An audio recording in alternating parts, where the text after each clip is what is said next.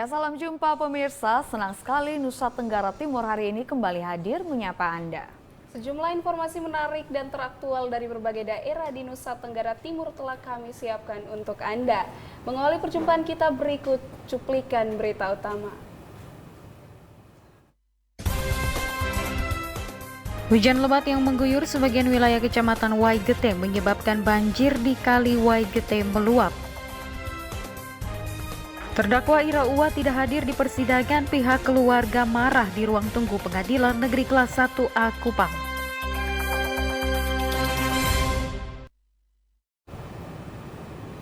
Ya saudara, berita utama tadi akan kami rangkai dengan sejumlah informasi menarik lainnya. Bersama saya Feti Nitbani. Dan saya Nina Mova, inilah Nusa Tenggara Timur hari ini selengkapnya untuk Anda.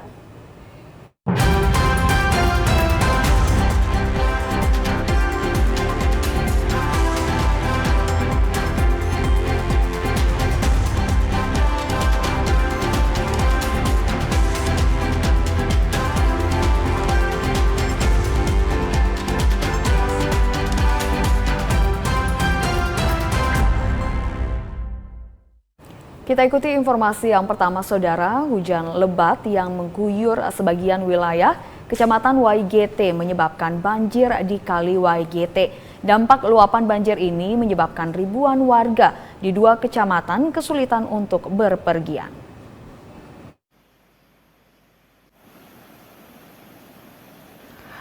Hujan dengan intensitas tinggi selama beberapa hari terakhir menyebabkan sungai di Kali Waigete meluap. Luapan sungai ini mengakibatkan ribuan warga di dua kecamatan, yakni Kecamatan Doreng dan Kecamatan Mapitara mengalami kesulitan untuk berpergian khususnya ke Kota Maumere dan sekitarnya. Derasnya arus sungai Waigete memaksa ribuan warga di dua kecamatan itu tidak berani menyeberangi kali. Kendaraan roda 4 dan roda 6 harus ekstra hati-hati jika terpaksa melintasi kali itu. Sementara kendaraan roda 2 terpaksa dipikul, itu pun menunggu volume banjir sedikit menyurut agar tidak terhanyut bersama barang bawaan. Bagi warga yang ingin berpergian melintasi kali itu menggunakan kendaraan roda 2, tidak ada cara lain selain mengeluarkan biaya tambahan untuk menyewa sekelompok pemuda memikul kendaraan ke seberang sungai. Biaya tambahan itu rata-rata sebesar Rp20.000 yang dipatok sendiri oleh para penjual jasa. Warga yang melintasi kali itu juga harus ekstra hati-hati agar tidak terseret derasnya arus banjir di tempat itu. Terkait keadaan itu, warga berharap agar pemerintah Kabupaten Sika secepatnya membangun jembatan untuk menghindari adanya korban jiwa. Hal ini penting karena jalur jalan ini selain menghubungkan sejumlah desa di dua kecamatan itu, juga merupakan akses menuju Kota Maumere. Besar, motor itu dipikul. Mobil itu tidak bisa lewat. Dua kecamatan Doreng ini tidak bisa lewat. Ada berapa kecamatan di sebelah? Dua kecamatan. Apa itu?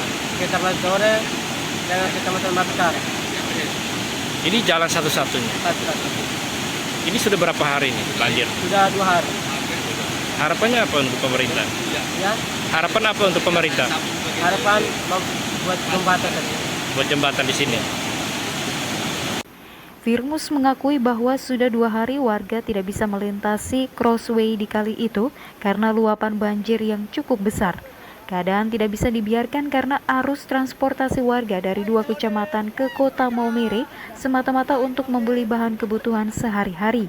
Jika harus dibiarkan, warga bisa mengalami krisis bahan makanan guna memenuhi kebutuhan keseharian mereka. Dari Kabupaten Sika, Ruben Subanraya, TVRI NTT. Baik pemirsa, adanya potensi gelombang tinggi, angin kencang, dan peningkatan ketinggian pasang air laut maksimum yang lebih signifikan daripada biasanya, dan curah hujan yang tinggi membuat sejumlah daerah di Nusa Tenggara Timur dalam 3 hari ke depan diprediksi terjadi banjir pesisir atau ROB.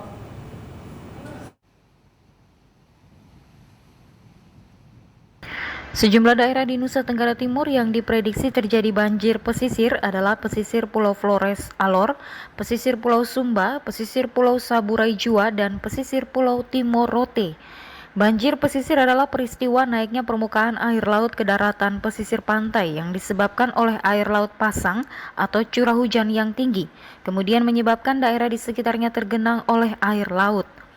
Berdasarkan rilis dari BMKG Stasiun Meteorologi Maritim Tenau Kupang, banjir pesisir dipicu karena adanya potensi gelombang tinggi, angin kencang, dan peningkatan ketinggian pasang air laut maksimum yang lebih signifikan daripada biasanya, serta curah hujan yang tinggi. Berdasarkan pantauan data prediksi pasang surut, tinggi gelombang, kecepatan angin, dan curah hujan yang tinggi dapat mempengaruhi dinamika pesisir di wilayah Nusa Tenggara Timur.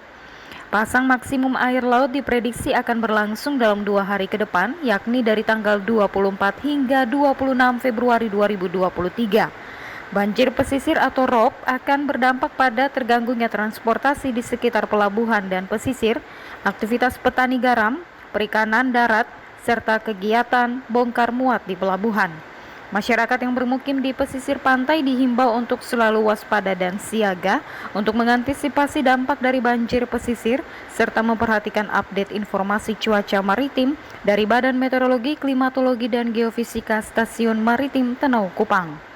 Dari Kota Kupang, Angel Ratu Daniel Nama, TVRI NTT. Pemirsa, setelah melakukan pendekatan dengan warga pemilik lahan di Kelurahan Takari dan Desa Noel Mina, akhirnya jalan alternatif mulai dikerjakan oleh Balai Pelaksana Jalan Nasional atau BPJN NTT.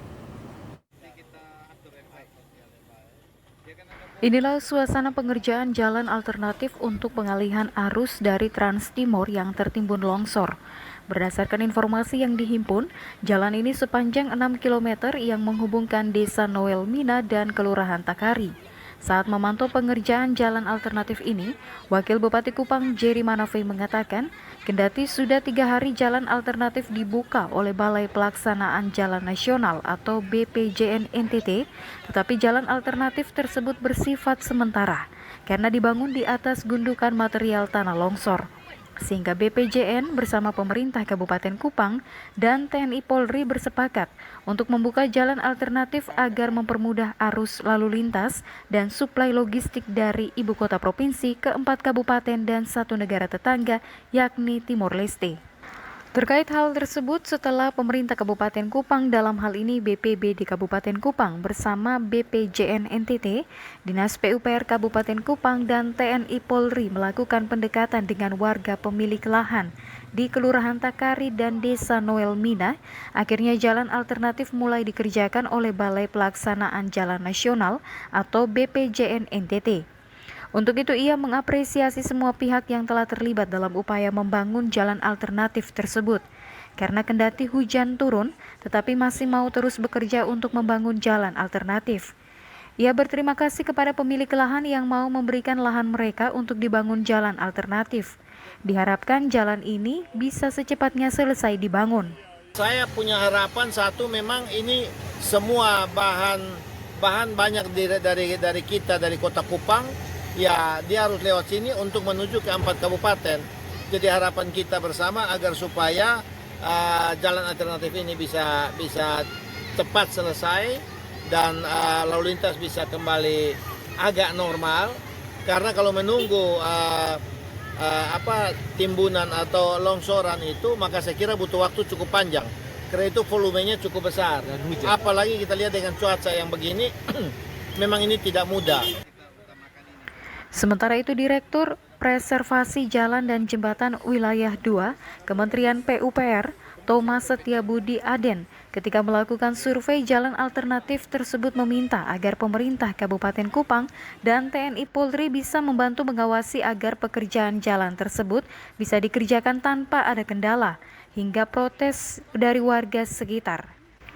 Karena jalan tersebut di depan sangat berguna bagi masyarakat di daratan timur. Kita mohon bantuan juga dari kepolisian dan kabupaten untuk bisa menegosiasikan lahan yang di bawah kami pinjam. Kalau yang ini segera, yang bawah mungkin 5 hari itu sudah dibuka, maka ini kita akan tutup total, Pak Kapolres mohon izin supaya teman-teman bisa frontal. Kalau besar ini kita mungkin maksi tercepat 3 minggu Pak. Ini karena kita hitung kira-kira ada 10.000 kubik Pak. 10.000 kubik kalau satu truk aja 3,5 kubik bisa dibagikan 10.000 itu 3.000 truk yang harus bergerak. Ia berharap jalan tersebut secepatnya selesai dikerjakan karena pekerjaan pembersihan material longsor belum selesai dikerjakan. Dari Kabupaten Kupang, Kris Poto, TVRI NTT. Baik pemirsa, BMKG memprediksi bahwa musim panas tahun ini akan terjadi lebih lama. Warga dihimbau untuk menampung air hujan selagi masih berlangsungnya musim hujan ini. Musim hujan kali ini mengakibatkan beberapa bencana di Timur Tengah Selatan. Salah satunya adalah longsor yang terjadi di jalur antara kecamatan. Kepala Pelaksana BPBD TTS, Yeri Nakamnanu mengatakan longsor yang terjadi mengakibatkan kerugian dan cukup menghambat proses transportasi antar kecamatan. Selain longsor, dalam peralihan musim ini, ada prediksi dari BMKG bahwa musim panas yang akan terjadi tahun ini akan lebih lama. Yeri Nakamnanu mengatakan yang seharusnya dilakukan oleh warga selama musim hujan ini adalah menampung air hujan sebanyak-banyaknya, baik berupa embung ataupun bentuk lain. Karena curah hujan tahun ini cukup tinggi, maka bisa ditampung untuk menanggulangi kekeringan ataupun kelangkaan air pada musim kemarau nanti. Dirinya berharap selalu ada kesiapan dari warga untuk menyambut musim panas yang akan datang, sehingga kekeringan ataupun kelangkaan air nanti tidak menyebabkan gagal panen ataupun paceklik. Sekarang ini kaitan dengan peralihan musim dari musim hujan ke musim kemarau, sesuai dengan prediksi dari BMKG bahwa nanti pada musim kemarau ini durasinya agak lebih panjang dari sebelumnya. Karena itu masyarakat kita minta untuk lebih mempersiapkan diri untuk meningkatkan ketangguhan dalam menghadapi musim kemarau ini.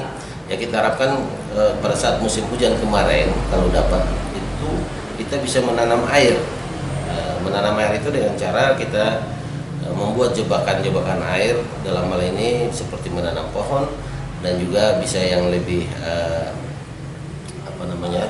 lebih banyak menghimpun air itu adalah mungkin kita juga bisa memperbanyak embung-embung. Dari Kabupaten Timur Tengah Selatan, Ambu Galamawuran, TVRI NTT. Saudara, kenaikan harga sejumlah komoditas bahan pokok di Nusa Tenggara Timur umumnya dipengaruhi oleh cuaca ekstrim yang berpengaruh pada kelancaran distribusi, gagal panen, dan kenaikan BBM. Meski demikian, masyarakat diimbau untuk tidak panik karena persediaan masih cukup tersedia.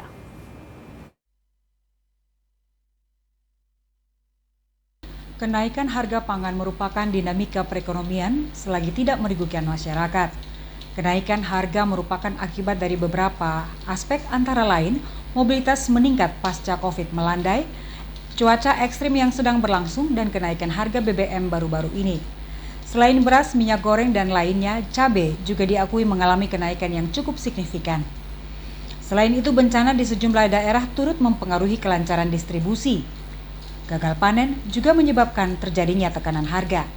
Meski demikian, masyarakat diimbau untuk tidak panik berlebihan dan berharap kondisi ini akan segera stabil kembali. Jadi pertama sekali itu iklim sama realitas transportasi distribusi. Transportasi distribusi itu menyebabkan pertama sekali pengaruh terhadap kenaikan BBM sebelumnya ini sangat mempengaruhi. Karena apa? Biaya produksi industri, produksi pertanian sekarang ini dengan pendekatan modernitas, pilihannya itu adalah mesin. Mesin ini energi bangunnya itu adalah BBM, itu yang pertama. Berarti dari produksi aja harga udah naik. Terus untuk distribusi, BBM juga sangat mempengaruhi. Dan yang paling celaka itu adalah kondisi cuaca sangat tidak bisa kita hindari. Tim Liputan TVRI NTT. Baik pemirsa, selanjutnya kita beralih ke Lembata. Puluhan warga Lembata sejak beberapa hari terakhir mendatangi gudang Bulog Lewoleba untuk membeli beras. Warga mulai menyerbu gudang Bulog setelah lonjakan harga beras di pasaran tidak bisa dikendalikan.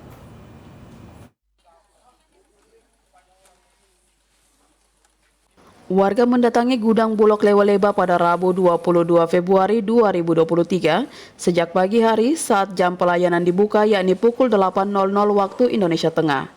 Mereka membeli beras dalam kemasan 10 kg dengan harga Rp90.000 per karung, ukuran 10 kg. Warga memilih beras Bulog setelah harga beras di pasaran berada di kisaran Rp13.000 hingga Rp15.000 per kilogram. Warga mengakui lonjakan harga beras terjadi hampir di seluruh titik di Kabupaten Lembata. Di Desa Wulandoni, Kecamatan Wulandoni, harga beras mencapai Rp650.000 per karung dalam kemasan 50 kg. Warga Wulandoni, Elis Sinuor mengatakan, hadirnya beras Bulog ini sangat membantu mereka di tengah lonjakan harga beras. Secara kualitas dia mengatakan beras Bulog tidak kalah dengan beras di pasar dan layak untuk dikonsumsi. Kecamatan desa juga kan sekarang 1 kilo dengan 13.000. 13.000 jadi kan ini semua nih ya mungkin 1-2 yang belum itu tahu yang dengan ini harga dengan 1 kilonya mungkin dia selisih 4.000 ya satu dari harga Bulog mungkin. Di sini 1 kilo 9.000. 9.000 jadi kan hitung saya hitung juga selisih dengan 4.000. Kakak dari mana? Dari Wulandoni. Wulandoni. Jauh-jauh datang ke sini untuk beli beras atau? Karena kebetulan saya tahu belum beras ini kan harganya masih bisa standar dan masih bisa dikonsumsi. Untuk konsumsi makanya saya beli dengan yang begini. Di Wulandoni kalau 1 karung itu berapa, Kak? Yang 1 karung yang berapa bulan terakhir itu 50 kilo dengan sudah 650 ya. Sudah 650 iya. ya. Berarti harganya cukup ini ya, naik sudah jauh naik, ya? Iya, sudah naik sampai 13. 1 kilo dan 13.000, maka saya hitung selisih 9.000 dengan 13 dengan saya beli yang ini. Ya. Hal yang sama juga diungkapkan Matias Gole, warga Berdikari, Kota Lewoleba. Matias mengungkapkan harga beras di Kota Lewoleba saat ini mencapai Rp15.000 per kilogram. Warga berharap stok beras di gudang Bulog Lewoleba cukup untuk memenuhi kebutuhan warga selama lonjakan harga beras di pasaran. Dari Kabupaten Lembata, Andri Atagoran, TVRI NTT.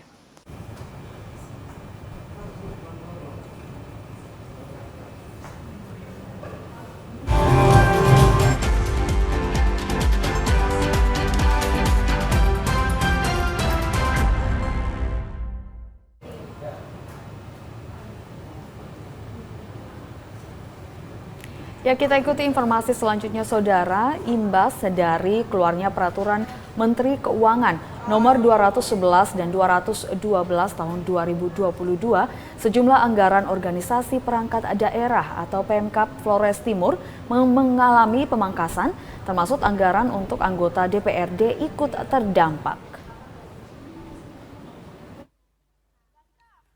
Menurut Matias Werong Enai, Wakil Ketua DPRD Kabupaten Flores Timur, dengan kebijakan pemangkasan yang diamanatkan dalam PMK nomor 211 dan 212 tahun 2022, maka Pemda telah melakukan pemangkasan anggaran yang telah ditetapkan dalam APBD Flotim tahun anggaran 2023 sebesar 16 miliar rupiah. Di mana dari anggaran tersebut untuk wilayah Solor, pembiayaan meliputi peningkatan sarana dan prasarana pendidikan tingkat dasar, serta peningkatan ruas jalan antara desa yang selama ini belum dikerjakan. Sehingga dipastikan untuk tahun anggaran 2023 tahun ini, kegiatan peningkatan ruas jalan Simpang Liko, Kecamatan Solor Timur, menuju Bubu Atagamu dengan Lewo Graran, Kecamatan Solor Selatan dapat dikerjakan. Selain itu juga pembiayaan untuk kegiatan peningkatan ruas jalan Simpang Otan Lama Wohong, dan ruas jalan utama Tanah Len Lewo Tanah Ole pun akan dibiayai melalui program Inpres, sehingga dipastikan ruas jalan Kabupaten Flores Timur di wilayah Solor akan selesai dikerjakan dalam tahun ini. Kita pimpinan dan anggota DPRD juga bergerak cepat untuk melakukan pengawalan dapil dalam kaitan dengan bagi-bagi ini 61 miliar ini kemana aja gitu, kemana saja. Nah itu yang poinnya ada di situ.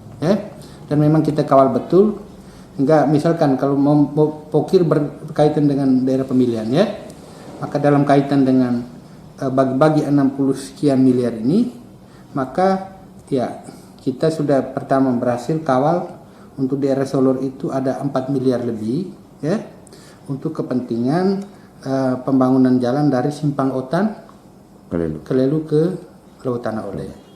Refocusing anggaran ini merupakan perintah pemerintah pusat dengan keluarnya PMK 212.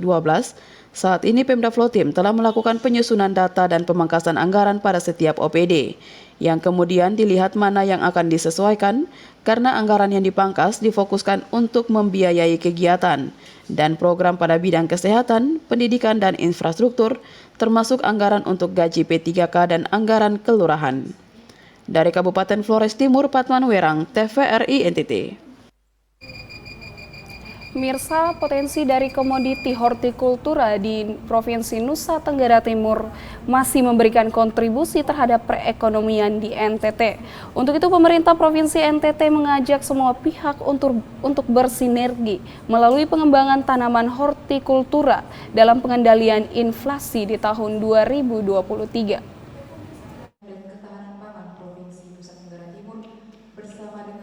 Di tahun 2023 ini Indonesia masih dihadapkan dengan tantangan inflasi. Berdasarkan data dari Bank Indonesia Kantor Perwakilan Provinsi Nusa Tenggara Timur, diketahui bahwa inflasi Provinsi NTT masih lebih tinggi daripada nasional, yaitu 6,56%, sedangkan nasional berada pada angka 5,28%. Menanggapi kondisi ini, pemerintah provinsi melalui Biro Administrasi Pimpinan yang merupakan juru bicara Gubernur dan Wakil Gubernur NTT menggelar pertemuan Badan Koordinasi Kehumasan dengan tema upaya-upaya pemerintah Provinsi NTT untuk pengembangan tanaman hortikultura dan dampaknya dalam rangka pengendalian inflasi di NTT. Pemerintah sadar bahwa untuk mengendalikan inflasi diperlukan kerja kolaboratif dari semua pihak dengan memaksimalkan potensi daerah yang ada. NTT ini memang faktanya kita punya daerah memang sangat potensial untuk dikembangkan tanaman hortikultura seperti jagung, cabai, bawang, kelor apalagi. Nah, ini bagaimana upaya-upaya yang dilakukan, teknisnya tentunya kita bisa mengetahui bagaimana pengembangan itu dari Dinas Pertanian dan Ketahanan Pangan Provinsi Nusa Tenggara Timur. Kepala Perwakilan Bank Indonesia Provinsi NTT, Doni Heatubun, yang hadir sebagai salah satu narasumber dalam pertemuan Baku Humas, mengajak setiap pihak untuk membangun sinergitas dan kolaborasi sehingga angka inflasi di NTT dapat ditekan. Tantangan yang ada ini dapat dirumuskan melalui diskusi dan kerja bersama. Inflasi dan juga isu ketahanan pangan menjadi isu yang mesti kita address secara bersama-sama. Karena kembali beliau menyampaikan tantangan di tahun 2023 ini tidak lebih mudah dibandingkan dengan tahun 2022. Sehingga kesempatan ini tentunya Bapak Ibu, teman-teman yang tergabung dalam Baku Humas Provinsi NTT bisa mengawal ya dengan isu-isu itu bahwa kita punya tantangan loh. Ya.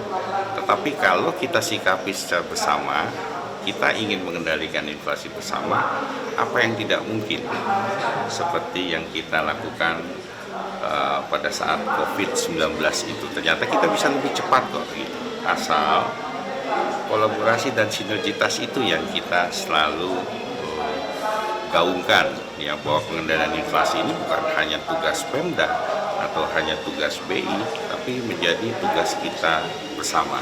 Esther Siubelan, Andre Muda, TVRI NTT. Kita beralih ke informasi lain, saudara. Pemilih pemula menjadi prioritas dalam pemutahiran data pemilih oleh petugas Pantarlih. Secara nasional, tahapan pemilu tahun 2023 mendatang sudah sampai pada tahapan pemuktahiran data pemilih atau Pantarlih. Pemuktahiran data pemilih ini dimulai sejak tanggal 14 Februari sampai 26 Maret 2023 mendatang. Untuk Kabupaten Kupang, sebanyak 1.092 petugas Pantarlih telah disebarkan di 177 desa dan kelurahan.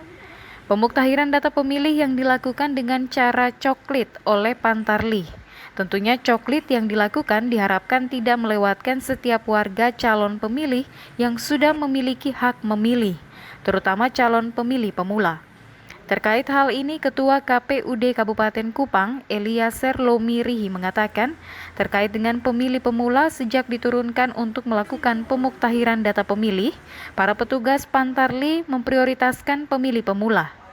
Pemilih pemula yang dimaksud di sini adalah mereka yang berumur 17 tahun pada tanggal 14 Februari 2024 mendatang. Dan para pensiunan TNI Polri yang pensiun hingga saat pemilihan umum 2024 mendatang. Kendati demikian, ada mekanismenya di mana saat melakukan coklit, petugas Pantarli akan memastikan calon pemilih pemula tersebut merupakan warga negara Indonesia yang dilengkapi dengan identitas kependudukan seperti kepemilikan KTP elektronik, tergabung dalam kartu keluarga atau memiliki kartu keluarga. Akan tetapi bagi calon pemilih pemula yang belum memiliki KTP elektronik, KPUD akan merekap kemudian akan berkoordinasi dengan Dispenduk Capil supaya ada upaya dari Dispenduk Capil untuk melakukan perekaman di kecamatan atau desa dan kelurahan yang memiliki calon pemilih pemula tetapi belum memiliki dokumen kependudukan. Teman-teman Pantarli nanti tetap mendata mereka untuk dimasukkan dalam daftar pemilih, kemudian dengan catatan bahwa mereka belum memiliki KTP elektronik.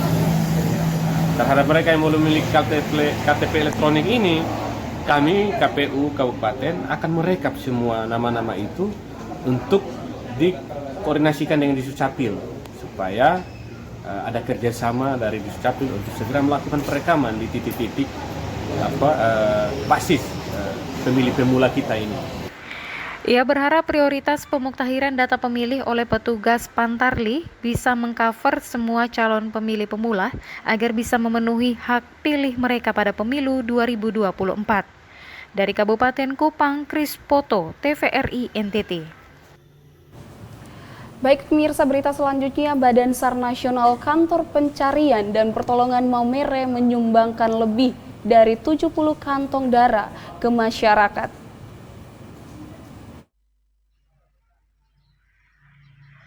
Pada momen HUT ke-51, Basarnas bekerja sama dengan PMI menggelar aksi donor darah serentak di seluruh Indonesia. Di Kabupaten Sika, aksi donor darah ini melibatkan sejumlah instansi seperti TNI Angkatan Laut, Brimob B Pelopor Maumere, Kodim 1603 Sika, Polairut Maumere, Pelindo, BMKG Maumere, Bandara Franseda Maumere, dan Polres Sika. Kegiatan ini berlangsung di kantor Basarnas Maumere di Jalan Diponegoro, Kelurahan Wolomarang. Pelaksanaan harian kantor pencarian dan pertolongan Maumere, Karel Roni Ileng, menjelaskan bahwa pihaknya melibatkan sejumlah instansi itu dan berhasil mendapatkan lebih dari 70 kantong darah. Darah ini akan disumbangkan ke masyarakat yang membutuhkan melalui PMI Cabang Sika. Untuk darah yang kami donor ini akan kami serahkan kepada PMI dan diperuntukkan untuk kebutuhan masyarakat Kabupaten Sika. Berapa kantong darah yang disumbang? Rencananya kami bisa menyumbangkan kurang lebih 70 bahkan sampai 100 kantong darah untuk PMI Kabupaten Sika. Sementara itu, Maria Florida, PLH PMI Cabang Sika yang dimintai keterangan mengaku setiap bulan membutuhkan rata-rata 300 kantong darah guna memenuhi kebutuhan darah di 3 rumah sakit yang ada di Kabupaten Sika. Kami bawa ke PMI, sampai di sana kami periksa dulu. Kami screening dulu, kami screening hepatitis B, hepatitis C, sifilis, dan HIV. Kalau hasilnya non-reaktif berarti darah bisa dipakai, tapi kalau hasilnya reaktif berarti darahnya dimusnahkan dan orang yang diperiksa hasilnya reaktif itu akan kami kontak. Jadi dokter dari PMI akan hubungi orang yang bersangkutan untuk dilakukan pemeriksaan lanjut. Terkait banyaknya keluhan akan mahalnya harga darah yang disiapkan PMI Cabang Sika, Maria Florida mengaku hal itu karena setiap darah yang diambil harus melalui tahapan pemeriksaan laboratorium sehingga memang membutuhkan biaya. Diakuinya bahwa harga satu kantong darah sesuai ketentuan PMI Pusat yakni Rp360.000. Dari Kabupaten Sika, Ruben Subanraya, TVRI NTT.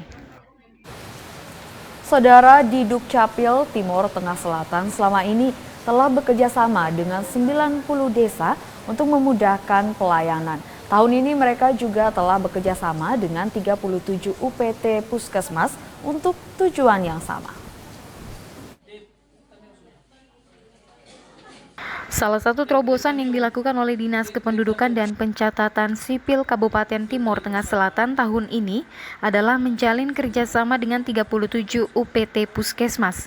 Kadis Dukcapil TTS, Apris Manafe mengatakan, kerjasama yang dimaksud adalah untuk memudahkan pelayanan pembuatan identitas kependudukan kepada seluruh warga Kabupaten Timor Tengah Selatan. Setiap warga yang berdomisili di sekitar UPT Puskesmas tersebut bisa meminta bantuan di Puskesmas untuk mengurus data kependudukannya. Mereka tidak perlu lagi datang di kantor Disdukcapil TTS untuk melakukan pengurusan data kependudukan. Warga tersebut hanya meminta bantuan di UPT Puskesmas dan pihak UPT akan melakukan komunikasi dengan pihak Disdukcapil untuk mengurus data warga. Apris mengatakan kerjasama ini juga telah dilakukan dengan 90 desa di Kabupaten Timor Tengah Selatan. Sebagai bentuk terobosan dan kerjasama yang mereka lakukan, semata-mata bertujuan untuk mendekatkan pelayanan kepada warga. Dirinya berharap setiap warga bisa memanfaatkan kemudahan ini sehingga tidak memberatkan warga tersebut. Kami berharap masyarakat yang di sekitar Puskesmas, di sekitar kurang lebih sekarang 90 kepala desa yang sudah kami kerjasama, itu kerjasama hal yang sama dengan UPT. Dari 278 desa kelurahan, sudah 90 yang kerjasama dengan kami. Itu masyarakatnya tidak usah datang ke SOE. Cukup ke kantor desa situ melaporkan semua peristiwa kependudukan yang terjadi dalam keluarga dia. Terus operator di desa tersebut kirim melalui WA ke kami proses ini, kami kirim dalam bentuk PDF. Dari Kabupaten Timor Tengah Selatan, Ambuga Lamauran, TVRI NTT. Baik pemirsa, kita beralih ke informasi selanjutnya. Siswa-siswi Sekolah Keberbakatan Olahraga San Bernardino, Kota Leba, Kabupaten Lembata, terpaksa diliburkan karena akses masuk jalan ke sekolah ini disegel oleh anggota DPRD Kabupaten Lembata.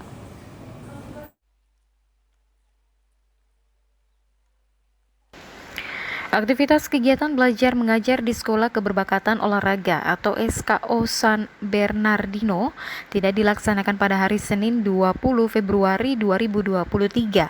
Para siswa-siswi kelas 10, 11, dan 12 di sekolah ini terpaksa diliburkan lantaran akses masuk atau jalan ke sekolah ini disegel. Penyegelan atau penutupan jalan menuju sekolah ini dilakukan sebanyak 3 lapis yang menyebabkan para guru dan siswa kesulitan untuk masuk ke dalam halaman sekolah. Kepala Sekolah SKO San Bernardino, Lewo Leba, Frater Paul Leu Wulakada, CMM, mengatakan pihaknya meliburkan sekolah selama 1 hari setelah penutupan jalan masuk ini dilakukan pada hari Minggu 19 Februari siang. Frater Leo menegaskan, KBM di sekolah ini akan dibuka pada hari Selasa tanggal 21 Februari, mengingat para siswa saat ini sedang mempersiapkan diri untuk mengikuti ujian mid semester dan tryout. Saya mengambil sikap ini berkaitan dengan psikologi siswa yang sekarang sedang mempersiapkan diri untuk mengikuti ujian, sehingga untuk hari pertama ini saya putuskan untuk siswa mereka belajar di rumah, sementara juga mengerjakan tugas rumah, dan kami akan informasikan hari ini ke para siswa untuk besok sudah mulai mengikuti kegiatan belajar mengajar sebagaimana mestinya di sekolah SMA San Bernardino ini. Dan tentunya kami sudah jalankan rapat bersama para guru dan juga teristimewa guru piket untuk hari esoknya, untuk masing-masing guru piket bertugas untuk mengarahkan anak bahwa kendati jalannya sudah disegel, tapi diarahkan anak untuk tetap mencari jalan lain, jalan yang bisa masuk ke sekolah ini, sehingga siswa diharapkan harus tetap mengikuti proses belajar mengajar di sekolah.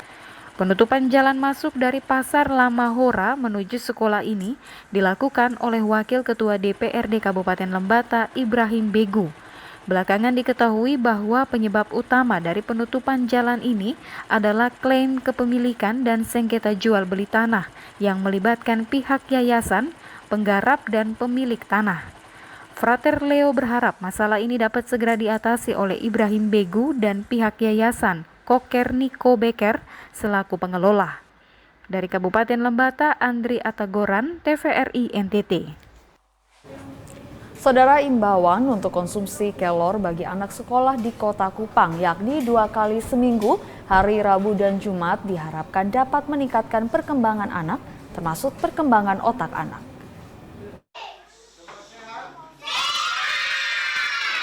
Pemerintah Kota Kupang melalui Dinas Pendidikan dan Kebudayaan mengeluarkan surat edaran yang berisi imbauan bagi sekolah-sekolah di Kota Kupang agar anak-anak dapat mengkonsumsi kelor seminggu 2 kali, yakni pada hari Rabu dan Jumat. Setiap hari Rabu dan Jumat anak-anak membawa bekal berbahan sayur kelor dari rumah untuk dimakan bersama-sama di sekolah. Bekal yang dibawa dari rumah pastinya dijamin kebersihannya karena diolah dengan baik oleh orang tua. Kelor telah direferensikan termasuk dari WHO untuk tumbuh kembang anak termasuk tumbuh kembang otak. Pemerintah berharap orang tua memahami kondisi ini karena akan bermanfaat untuk anak-anak. Selain itu perlu pengertian yang sama antara pihak dinas, orang tua, dan kepala sekolah dalam mempersiapkan generasi terbaik. Upaya-upaya ini tentunya demi kepentingan perkembangan anak dari sisi akademik, seni maupun prestasi olahraga. Setiap hari Rabu dan Jumat anak-anak itu membawa bekal. Nah, membawa bekal dari rumah ini kami punya keyakinan bahwa pasti bersih karena itu disiapkan oleh orang tua. Tapi kalau orang tua pasti dia akan disiapkan anaknya makanan yang terbaik. Nah, kenapa kelor ya? Kita punya cukup banyak referensi termasuk referensi dari WHO, kelor itu baik untuk perkembangan anak, tumbuh kembang anak termasuk tumbuh kembang otak. Untuk Kota Kupang sendiri, kami berkehendak misalnya dengan kelor ini anak-anak terus kemudian berkembang dari sisi akademik, dari sisi seni maupun dari sisi prestasi-prestasi olahraga. Tim Liputan TVRI NTT. Baik pemirsa, pemerintah Desa Oelet Sala, Kecamatan Taibendung berhasil menurunkan stunting dengan memanfaatkan 20% dana desa. Dalam upaya penanganan stunting secara konvergensi diharapkan desa memiliki peran yang sangat penting, di mana dalam pengelolaan dana desa, setiap desa diwajibkan mengalokasikan 20% dana desa untuk penanganan stunting. Seperti di Kabupaten Kupang, tepatnya di Desa Oelet Sala, Kecamatan Oelet Sala misalnya, melalui 20% dana desa, pemerintah desa bisa menurunkan stunting. Kepala Desa Oelet Sala In Bilaut mengatakan, melalui dana desa sejak tahun 2022, pemerintah desa mengucurkan anggaran untuk penanganan stunting sebesar 37 juta, dan pada tahun 2023 ini turun menjadi 25 juta rupiah. Anggaran tersebut dikucurkan untuk pengadaan pemberian makanan tambahan atau PMT yang diberikan dalam bentuk makanan siap saji. Adapun PMT tersebut diberikan selama 90 hari bagi 103 anak bayi dan balita. Hasilnya pada tahun 2022, tepatnya pada bulan penimbangan Agustus 2022, angka kasus stunting di Desa Oelet Sala turun dari 26 anak menjadi 16 anak.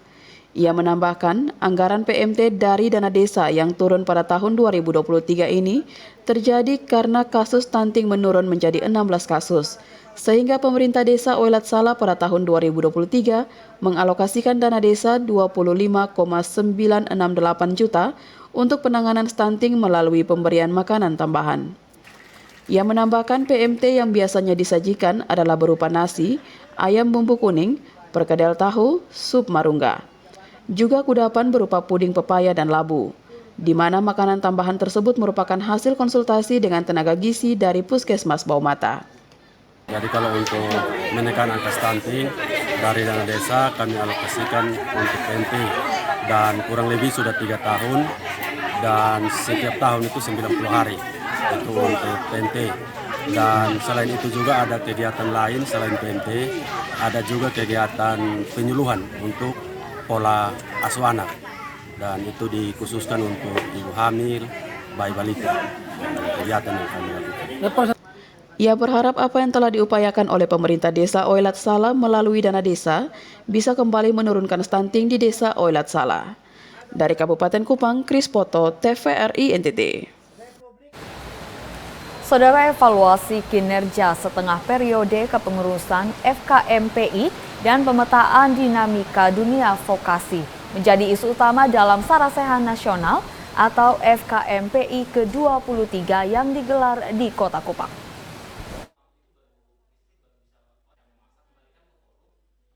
Sarasehan Nasional Forum Komunikasi Mahasiswa Politeknik Indonesia atau FKMPI menjadi wadah evaluasi dalam memetakan dinamika dan merancang solusi di dunia pendidikan vokasi dan kontemplasi kinerja setengah periode kepengurusan FKMPI dalam menyatukan keberagaman di era digital saat ini. Presidium 1 Sidang Pleno FKMPI yang juga mahasiswa Politeknik Negeri Ambon, Michael Manu menjelaskan, kegiatan ini bertujuan untuk melihat secara menyeluruh kinerja pengurus FKMPI pada periode setengah kepengurusan, sehingga dapat memilah kegiatan yang sudah terrealisasi dan kegiatan yang tidak relevan dan harus direlevansikan isu-isu pendidikan terkini dapat dijalankan pada periode setengah kepengurusan ke depan. Kegiatan ini bermaksud untuk yang pertama melihat kembali, meninjau kembali apa sih yang telah dilakukan oleh teman-teman fungsionaris nasional tersebut, program-program kerja apa yang mereka lakukan. Kemudian dalam hal itu juga isu-isu pendidikan vokasi terkini bisa kita masukkan. Kalau memang program kerja ada yang tidak relevan ataupun relevan, dapat kita bahas demi untuk setengah periode yang telah berjalan dan setengah periode yang akan berjalan, di mana nanti harapannya lewat kegiatan Sarasehan Nasional ini FKMPI dapat menjadi sebuah wadah yang aktif untuk mengembangkan minat dan bakat serta mengedepankan vokasi yang baik untuk teman-teman politeknik se-Indonesia. Michael berharap masukan-masukan dari kegiatan ini harus dilaksanakan pada sisa periode setengah kepengurusan serta mengajak partisipasi aktif seluruh mahasiswa politeknik di Indonesia untuk hadir secara online, mengingat kegiatan ini sangat penting untuk membangun pendidikan vokasi ke depannya. Adapun kegiatan Sarasehan FKMPI ini digelar dari tanggal 19 Februari 2023 sampai 24 Februari 2023, di mana kegiatan ini diselenggarakan di Auditorium Politeknik Negeri Kupang. Simon Padang, Kristo Dapo, TVRI NTT. Baik pemirsa, Pengadilan Negeri Kelas 1 A Kupang kembali gelar sidang kasus pembunuhan ibu dan anak di Penkase. Agenda sidang adalah pembacaan tuntutan terhadap terdakwa Irawati Astana Dewi alias Ira Ua.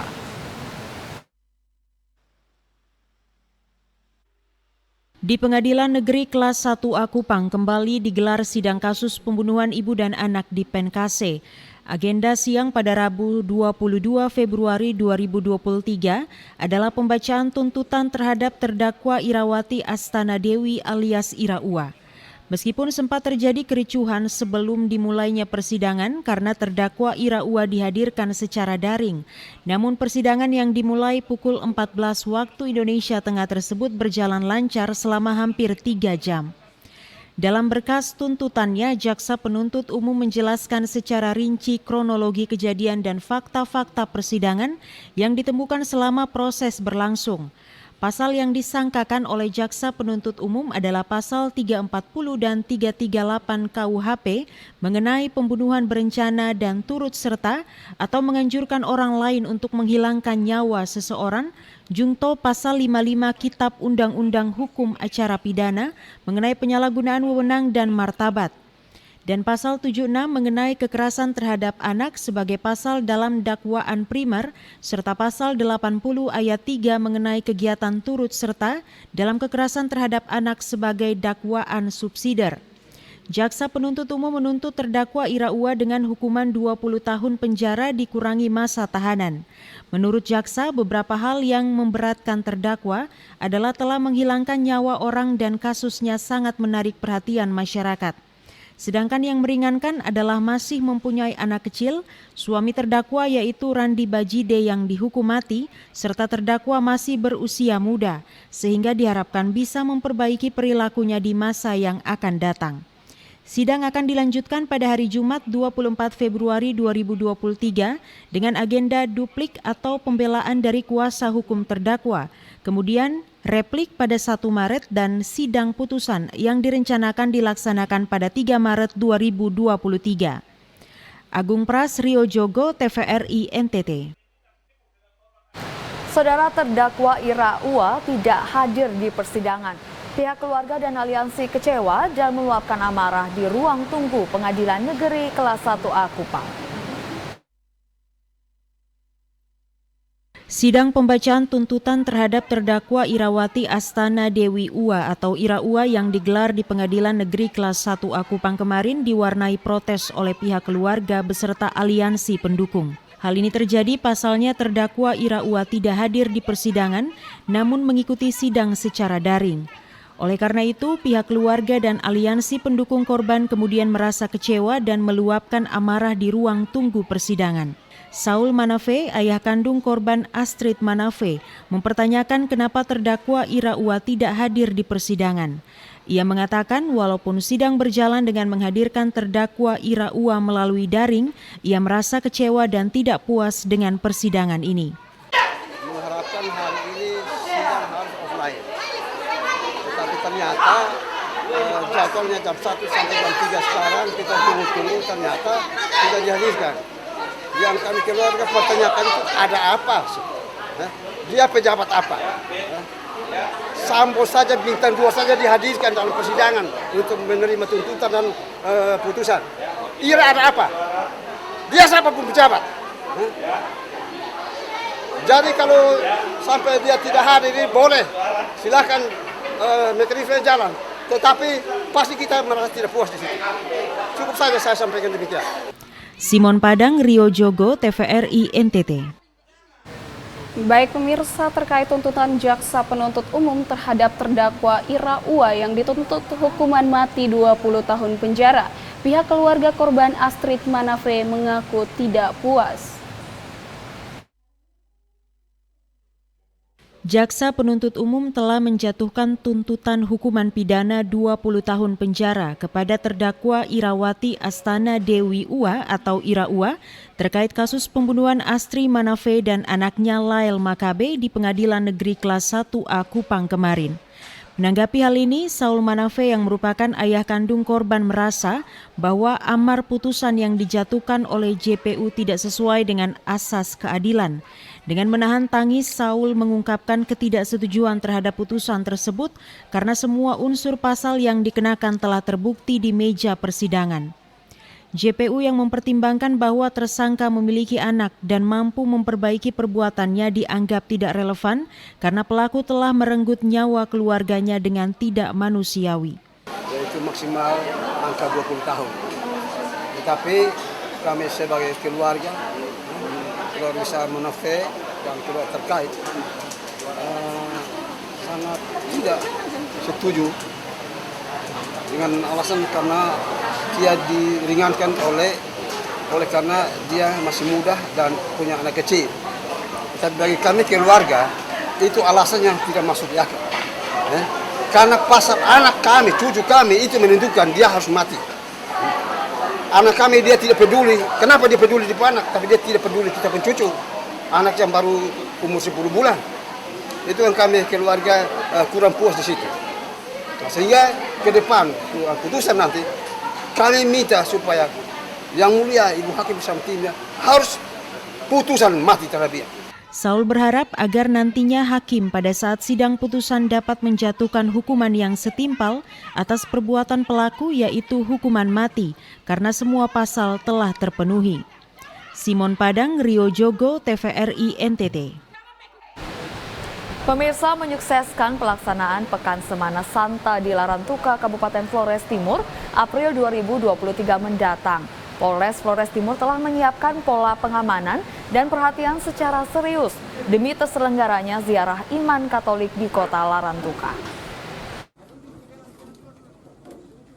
Menurut Kasat Intel Polres Flores Timur, Ibda Yovinianus Sidin, Demi pelaksanaan Samana Santa di Kota Larantuka, saat ini pihaknya telah melakukan koordinasi lintas sektor baik dengan pemerintah maupun pihak tokoh agama Keuskupan Larantuka serta para pelaku usaha perhotelan untuk mendapatkan data kesiapan sarana dan prasarana penginapan yang ada di kota ini, termaksud pemukiman warga yang nantinya akan digunakan sebagai tempat penginapan para peziarah.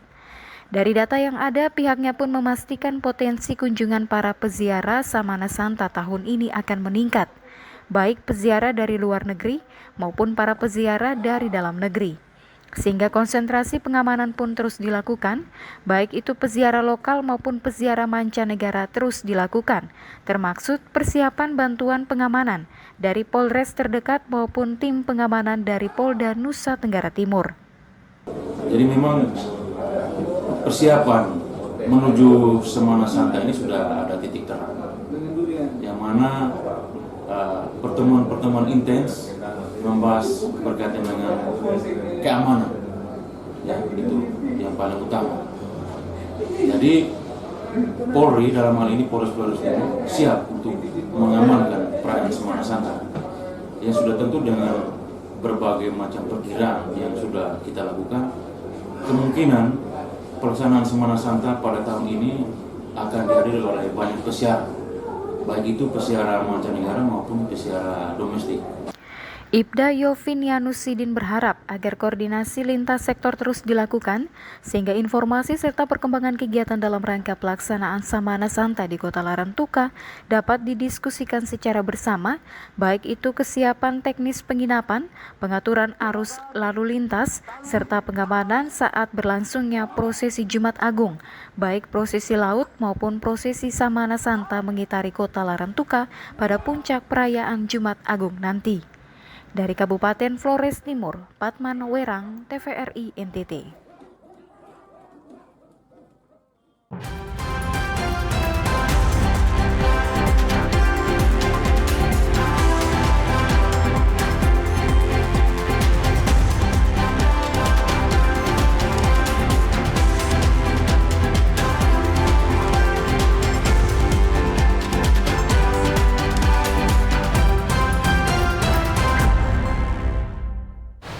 Pemirsa, informasi tadi sekaligus mengakhiri perjumpaan kita di hari ini. Terus saksikan Nusa Tenggara Timur hari ini yang menyajikan informasi secara santun, lugas, dan berimbang. Hanya di TVRI Media Pemersatu Bangsa. Akhir kata, saya Anina Kmova. Dan saya Fetinit Bani mewakili seluruh kerabat kerja yang bertugas. Mengucapkan terima kasih atas kebersamaan Anda. Selamat melanjutkan aktivitas Anda dan sampai jumpa.